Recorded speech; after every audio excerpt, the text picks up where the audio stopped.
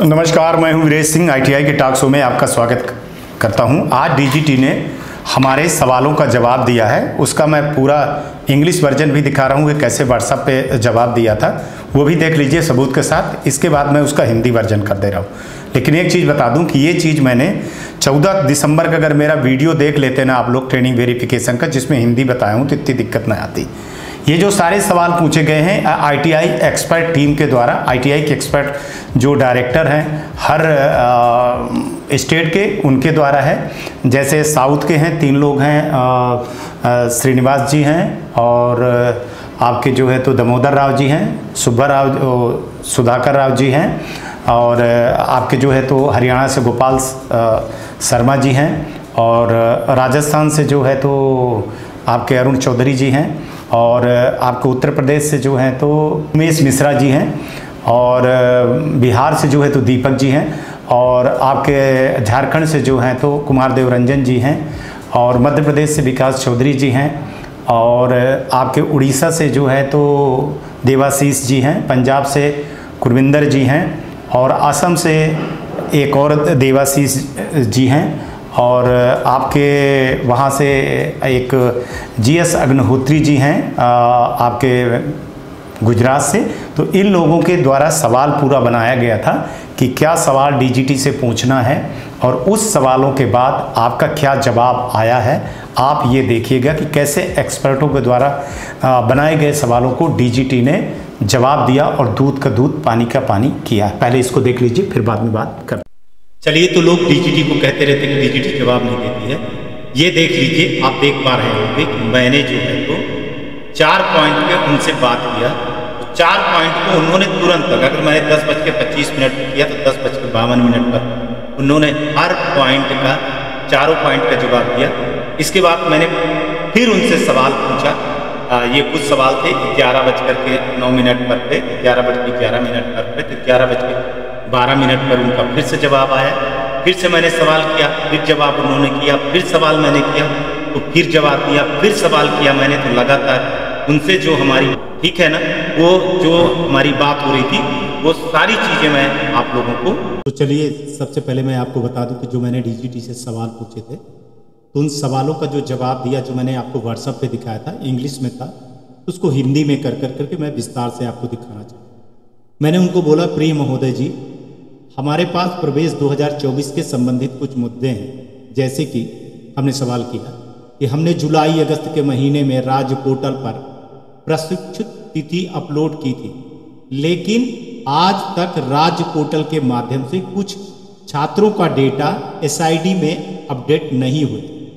जब भी हम राज्य निर्देशालय से पूछते हैं तो वो कहते हैं कि एसआईडी पोर्टल बंद है और वो एसआईडी को डेटा भेजने में सक्षम नहीं है। एक बार पोर्टल खोलने के बाद डेटा माइग्रेट करते हैं। अब अंतिम तिथि 31/12/2024 है और अभी भी हम छात्रों को सत्यापन करने के लिए एसआईडी में छात्रों का डेटा नहीं देख पा रहे हैं। ये मैं आईटीआई के कई आईटीआई से जब मैंने बात किया था तो उनका सवाल आया। तो एक आईटीआई का ये सवाल, ऐसे कई आईटीआई का सवाल आया था, ठीक है ना। साउथ के थे, बिहार के थे, महाराष्ट्र के थे, गुजरात के थे, उत्तर प्रदेश के थे, राजस्थान, मध्य प्रदेश, दिल्ली, बहुत सारी जगह के थे। तो वो सवालों का जब मैंने सबका मिला करके एक जवाब बनाया, तो उसका सुनिए डीजीटी ने क्या उत्तर दिया। हमने 2 बार अवसर दिया। आईटीआई और राज्य को समय पर डेटा अपलोड करना सुनिश्चित करना चाहिए। यदि डीजीटी द्वारा दी गई समय सीमा के अनुसार डेटा अपलोड नहीं किया जाता है तो हम अगले सप्ताह अंतिम अवसर दे रहे हैं, जो 4 तारीख तक बढ़ा दिया, मैंने आपको दिखा दिया। उसके बाद फिर से डेटा अपलोड करने का कोई सवाल ही नहीं है। बहुत ध्यान से सुन लीजिएगा कि डेटा अपलोड सुनिश्चित करना आईटीआई और राज्य की जिम्मेदारी है। यदि वो अपने कर्तव्य ठीक से नहीं निभा रहे हैं तो डीजीटी क्या करेगा। 1000% बात सही बोली है। डीजीटी आईटीआई और राज्य की गलतियों पर विचार कर रहा है और छात्रों के भविष्य के लिए कई अवसर प्रदान कर रहा है। लेकिन अगर वे इसका दुरुपयोग करना शुरू करते हैं तो हमें AICTE CBSE बोर्ड आदि की तरह से सख्ती से काम करना होगा। और मैं इसके पक्ष में हूं DGT के, क्योंकि ITI वाले और राज्य गलती कर रहे हैं और बार बार उंगली DGT के ऊपर उठ रहा है और वो इसका बहुत बड़ा दुरुपयोग कर रहे हो आप लोग ITI वाले। चलिए आगे मैं बोलता हूं कि सहमत हूं सर, लेकिन ITI द्वारा क्या गलती की गई? ITI ने प्रवेश के समय उनके द्वारा दिए गए विवरण के साथ छात्रों को प्रवेश दिया है। यदि कोई गलती है तो उसे सुधारा जाना चाहिए। अगर राज्य और DGT दोनों द्वारा कोई कार्रवाई नहीं की जाती है और दोष देना जारी रहता है तो कुछ हासिल नहीं होगा। माइग्रेशन शुरू करने के बाद DGT ने माइग्रेशन के लिए केवल 2 बार समय दिया था। क्या यह डेटा माइग्रेट करने के लिए पर्याप्त है सर? ठीक है ना, इस पर डेट नहीं बढ़ी थी तभी मैंने सवाल कर दिया था, जिस पर उन्होंने कर दिया था। हालांकि ये डेट बढ़ गई थी, ठीक है ना, डेट बढ़ा दी और लेटर भी दे दिया मैंने 4 तारीख को, ठीक है। इसके जवाब में कह रहे हैं कि DGT डेटा सही नहीं करेगा। DGT की आवश्यकता के अनुसार राज्य की ITI से परामर्श करके डाटा अपलोड करना होगा। हमने छात्रों के डेटा अपलोड करने के लिए चेक लिस्ट दी है। चेक लिस्ट के अनुसार राज्य को डेटा को सत्यापित और बनाए रखना है। अगर कोई गलती है तो ITI से परामर्श करके उसे ठीक करना होगा। वीरेश जी, हम किसी को दोष नहीं दे रहे हैं, बल्कि हम उन्हें सुधारने के लिए कई अवसर दे रहे हैं। ये हमारे सवालों का जवाब दिया। अच्छा, अब चलिए, मैंने फिर से सवाल किया कि छात्रों के आधार नंबर दर्ज करने के बाद छात्रों का सत्यापन करते समय पोर्टल का कॉन्फ्लिक्ट का डेटा दिखा रहा है और मोबाइल नंबर बदलने के लिए कहा जाता है। कहता है जब फिर से मोबाइल नंबर बदलने का विकल्प चुना जाता है तो यह आधार नंबर मांगता है। अगर आधार नंबर दर्ज करने के बाद पोर्टल दिखा रहा है, एक बार फिर PRN नंबर इसे नंबर पर जनरेट हो जाने के बाद मोबाइल नंबर नहीं बदला जा सकता है, तो छात्रों का आधार नंबर पहले से ही SID में पंजीकृत है, इसलिए नया PRN नंबर जनरेट नहीं हो रहा है और DGT के अधिकारी लंबे समय से इस मुद्दे पर स्पष्ट नहीं कर रहे हैं, जवाब नहीं दे रहे हैं। उन्होंने इस सवाल का जवाब दिया। देखिए, सबसे पहले यह गलती ITI द्वारा की गई है। उन्होंने एक छात्र के अलग अलग मोबाइल नंबर अपलोड कर दिए हैं। बहुत ध्यान से सुनिएगा। सबसे पहले यह गलती ITI द्वारा की गई है। उन्होंने एक ही छात्र के अलग अलग मोबाइल नंबर अपलोड कर दिए हैं। हम उन रिकॉर्ड को अस्वीकार कर देना चाहिए था, लेकिन हमने ऐसे रिकॉर्ड को भी अनुमति दे दी है। बहुत बड़ी बात है। और छात्रों के सत्यापन के दौरान मोबाइल नंबर बदलने का विकल्प दिया है। उन्हें मोबाइल नंबर बदलने पर क्लिक करना होगा, आधार नंबर OTP दर्ज करना होगा और वह मोबाइल नंबर दर्ज करना होगा जिसका उपयोग ITI राज्य छात्रों को डेटा अपलोड करने के लिए करते हैं। ये बहुत बड़ी चीज का जवाब आप लोगों को मिल गया होगा। पहले से ही ITI द्वारा 10,000 इकाई दहाई सैकड़ा हजार 10,000 मोबाइल नंबर बदले जा चुके हैं। ध्यान दीजिएगा, आज सब पोल पट्टी ITI की खुल रही है। उन लोगों को समस्या क्यों हो रही है? ITI को DGT द्वारा दिए गए निर्देशालय को पालन करना चाहिए। निर्देशों को भैया आप कुछ भी करते रहिए और DGT आपकी सुनती रहे, है ना, आपकी हर गलती का, तो ऐसा नहीं होगा। इसीलिए आज मैं दूध का दूध और पानी का पानी करने आया हूं, कौन गलत है और कौन सही है। फिर मैंने सवाल किया कि ITI DGT द्वारा दिए गए निर्देशों का पालन कर रहे हैं, लेकिन आधार नंबर दर्ज करने के बाद मोबाइल नंबर बदलते समय पोर्टल दिखाई दे रहा है, कि PRN नंबर उत्पन्न हुआ है, मोबाइल नंबर कैसे बदल लें। यहां मैंने सवाल किया, ठीक है। हर सवाल के पीछे मैं सवाल दागता चला जा रहा हूं, ठीक है। जबकि ये मेरी प्रॉब्लम नहीं थी, ITI की थी, लेकिन ये ITI टॉक शो की जिम्मेदारी। वो कह रहे हैं, DGT उत्तर दे रही है कि ये जो पुनः प्रवेश के मामले हैं, हमने राज्यों को साफ साफ कह दिया है कि ऐसे रिकॉर्ड अपलोड ना करें। हमने सभी को सूचित कर दिया है कि पुनः प्रवेश के मामलों को अपलोड करने के लिए हम अलग से शेड्यूल देंगे, लेकिन ITI राज्य छात्रों के मोबाइल नंबर बदलकर रिकॉर्ड क्यों अपलोड किया है। साफ साफ देखिएगा, लेकिन ITI और राज्य ने छात्रों का मोबाइल नंबर बदलकर रिकॉर्ड क्यों अपलोड किया है। समझ में आ गया है आपको। इसके बाद मैंने सवाल किया कि कुछ छात्रों के आधार में OTP मिल रहा है, लेकिन OTP दर्ज करने के बाद पोर्टल अमान्य OTP दिखाता है।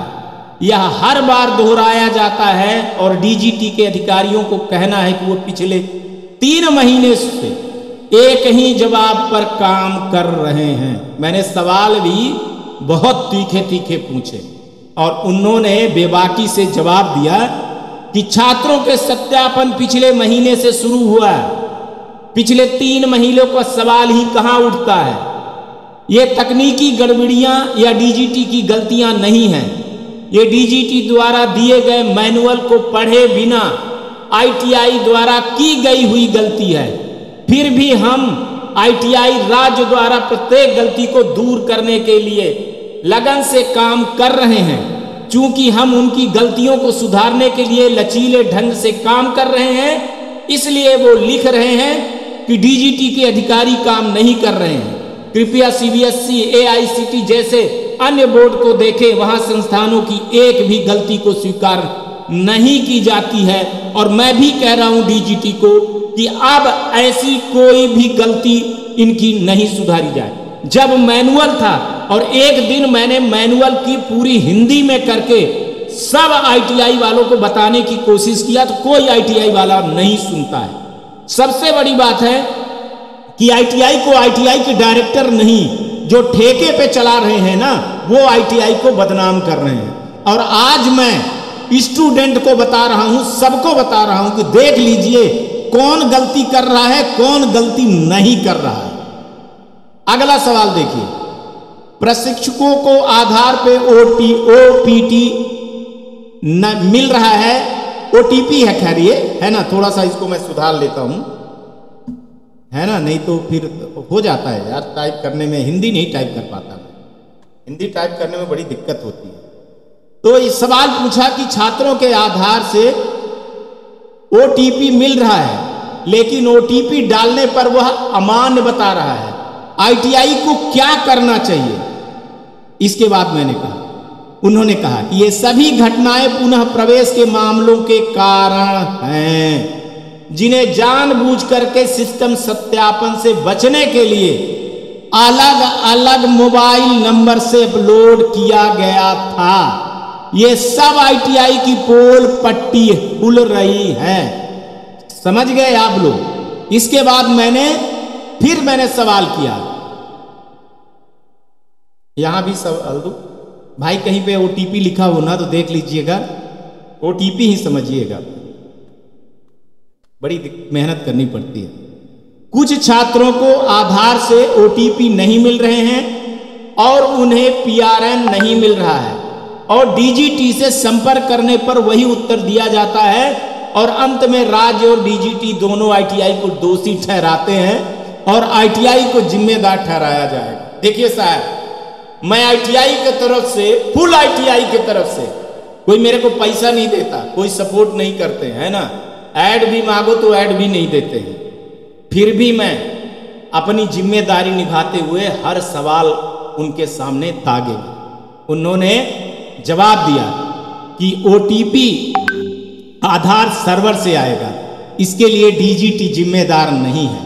यदि उनके आधार में OTP संबंधित कोई समस्या है तो उन्हें आधार पंजीकृत मोबाइल नंबर बदलने दें जिससे UIDAI द्वारा 5 कार्य दिवसों में बदला जा सकता है। बहुत बड़ी बात है, इसको ध्यान दीजिएगा।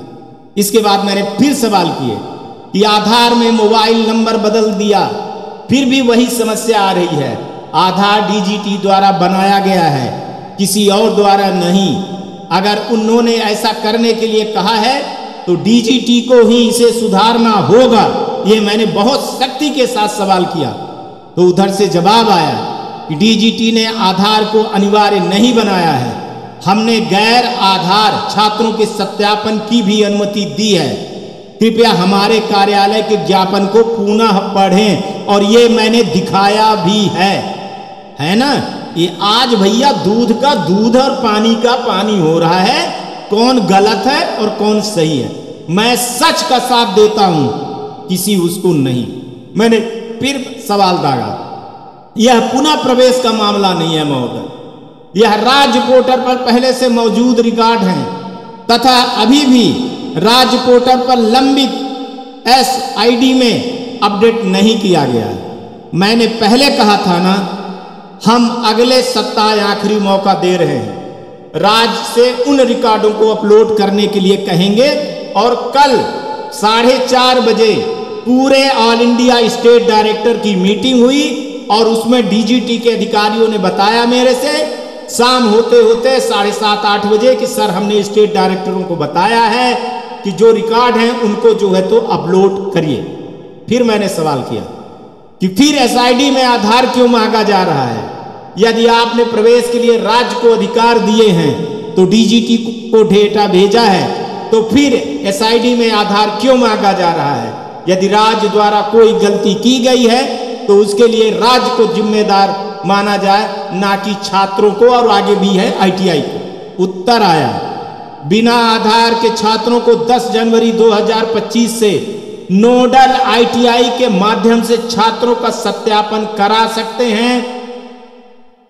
SIDH में आधार टैग करना छात्रों के भविष्य के लाभ के लिए है, जिससे प्रत्येक ITI के छात्रों के लिए APAR ID तैयार की जा सकेगी, ताकि इस ID का उपयोग करके ITI छात्रों द्वारा भविष्य में ऑनलाइन और ऑफलाइन अध्ययन किए गए प्रत्येक पाठ्यक्रम के लिए क्रेडिट प्राप्त करने के लिए किया जा सकेगा, जो कि उनके उज्जवल कैरियर के लिए सहायक होगा। I do agree, और मैंने इसमें सहमति दिया। मैंने फिर यहाँ पर बोला, बहुत बहुत धन्यवाद सर, आपने मेरे सवालों का जवाब दिया। अगर मुझे ऐसी कोई समस्या आती है तो मैं आपसे फिर से संपर्क करूंगा। एक बार फिर से धन्यवाद। उन्होंने जवाब दिया कि मैं आपके जवाब इसलिए दे रहा हूं क्योंकि मैं चाहता हूं कि आप छात्रों और ITI तथा तथ्य को पहुंचाएं कि DGT किस तरह से उनके लिए काम कर रहा है। हम अपने ITI छात्रों की बेहतरी के लिए काम कर रहे हैं। हम ज्यादातर समय सिर्फ गलतियों को सुधारने में ही बिता रहे हैं। कृपया हमें समझने की कोशिश करें और हमारा साथ दें। एक बार फिर हमने धन्यवाद बोला Viresh Singh Chauhan, editor in chief ITI talk show. तो ये एक तरह से सवाल जवाब था, बड़ा तगड़ा सवाल हमने किया और अधिकारी ने जवाब दिया है, और ये मैं ऑन द रिकॉर्ड बोल रहा हूं। और मेरे को लगता है कि इन सवालों का जवाब से सब लोग संतुष्ट होंगे। जो नहीं होंगे संतुष्ट तो वो हमको फिर से हिंदी या इंग्लिश में सवाल कर सकते हैं, लेकिन मेरे को लगता है कि इन सवाल के बाद अब कोई भी जवाब नहीं रह गया होगा। Back to studio.